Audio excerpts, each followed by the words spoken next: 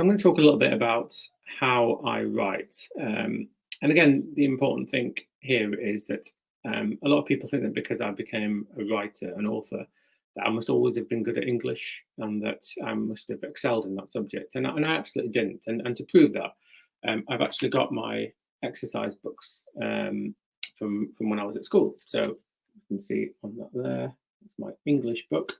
And I think I was about 12 years old, and nothing being dodgy here. It was New English first, and my mark was 12 out of 20, and I must answer in more details to get high marks.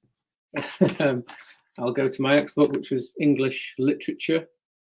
And again, nothing dodgy here. I'm going through the first page, and I got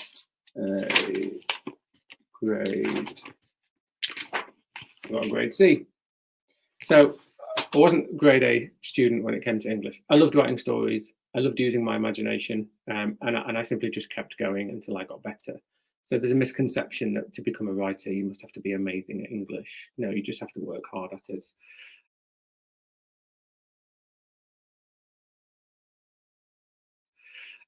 How do I write then? So I like to write at night time because I write quite tense, dark crime fiction. And when the sun is shining and the weather's great, I can't get in the mood to write the type of stuff that I want.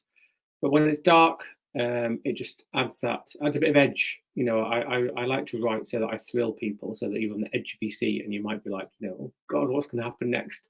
And in order to do that, I write at night time. The first thing I will do is I'll think of a location. So I'll think, right, tonight I'm going to set a chapter in City Park. I'll have been to City Park, I'll have walked around there, I'll have taken some photos, I might have taken a little video on my iPhone so I can play it back later on, and I'll pick a couple of really key locations. So it might be how high the water fountain goes, or it might be what a local pub is called. And then what I'll do is I'll start writing. I don't plan it. I have a rough idea what's going on. So for the book that I just read from, I knew there were going to be helicopters coming over. I knew there was going to be police coming all around City Park, and I knew that everybody was going to run because they were frightened of something. That's all I knew. I didn't know anything else. But I thought, let me just write that. Let me write a scene of a place that I know, and I want to get everybody running from there for some reason. And let me just write that, and then I'll think of why later on. And it always happens that way. So I wrote that. I tend to write about 1,000 words, which doesn't actually take that long when you're doing it. If you think that in that 1,000 words, I'm going to have to describe where I am, 2 or 3 key bits of drama. So helicopters coming, police cars coming all the way around there. I'm going to have to talk to you about my main character, what he's doing there. So in the extract I ran, he's sitting there with his mum having a cup of tea, playing with his boy. And that in itself, when you just write those key bits of details, that will eat up 200-300 words, which means you only have 700 left to describe what is going on.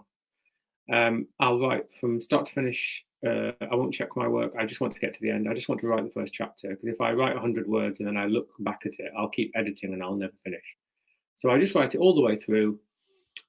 Once it's finished, I will read it to myself out loud. I always read out loud, because when you're reading and you stumble over something, or you can't read it quite right, that means there's something wrong. You might have forgotten a word, you might need a bit of punctuation in there. So I'll write the 1,000 words, or I'll write the story, and then I will read it out loud to myself. And the minute I stop or stumble, that means there's something wrong, and I will look at why I stumbled. When I finished it, I will leave it for I'll leave it for a couple of days. If you're at school, you might leave it for a couple of hours.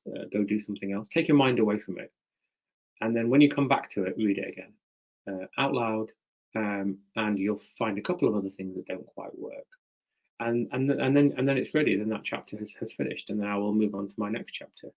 I don't know what I'm writing until I start writing. I know that sounds quite odd, but you as you're writing it, the story starts to come to you, because you can't sit there and know every one of the words of 1,000 words. It doesn't work that way. You start writing, and the story starts to come to you.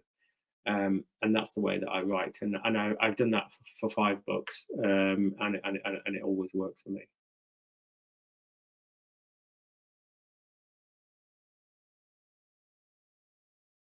So if we talk about how to actually start writing, I can tell you how I did this when I was younger. So I would read a book that I loved that really inspired me. So when I was slightly older, I started reading Stephen King, and he had a book where a car comes to life. It's called Christine, and it's about a really evil vehicle that gets possessed and comes to life. So what I did was I really liked that book. So I wrote my version of that. I wrote a short story about my car, or my dad's car, coming to life and chasing me around the estate. Sounds really simple, but I knew that I could do that because I'd watched the TV program about the car, and I thought I want to apply that to my life. So if you looked at if we looked at something I've spoken about today, One Way Out, quite a lot of us will know what City Park is like.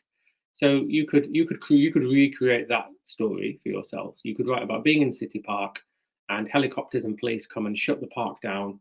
I didn't tell you why that was happening. So you could apply that to yourself. You can make it up. You can say that you can write that story yourself, and then you decide why people are running away from City Park and why helicopters are there and why the police are there. That's the really easiest way to start, is to take an idea that somebody else has done, and you adapt it for yourself when you're at school. And I did that a lot. If I read a book, if I read Enid Blyton about a treasure hunt in the forest, I would then put myself in that book with some of my friends, and I would create a treasure hunt and see what happened. A lot of it is reading. You know, in order to write well, you have to read a lot.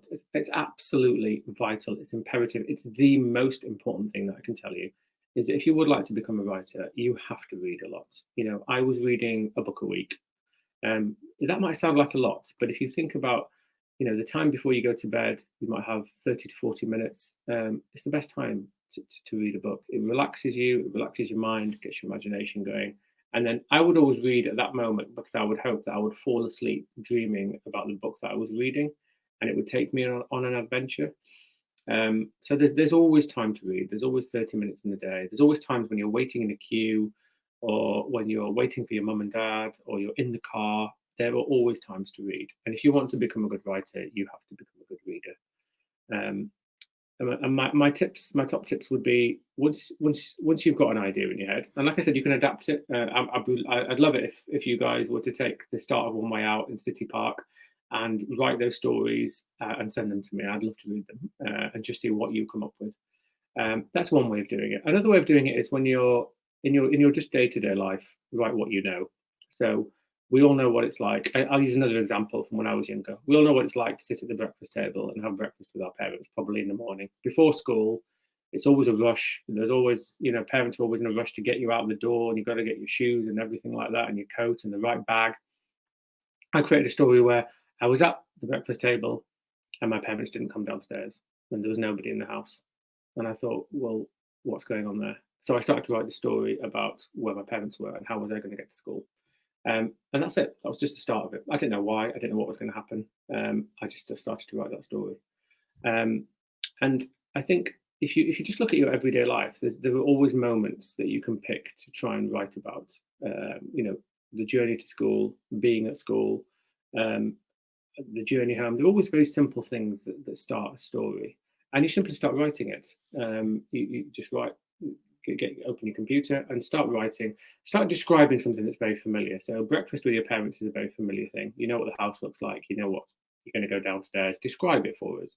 Describe what your house feels like, what the table's like, where you're going to sit, and that just gets you writing.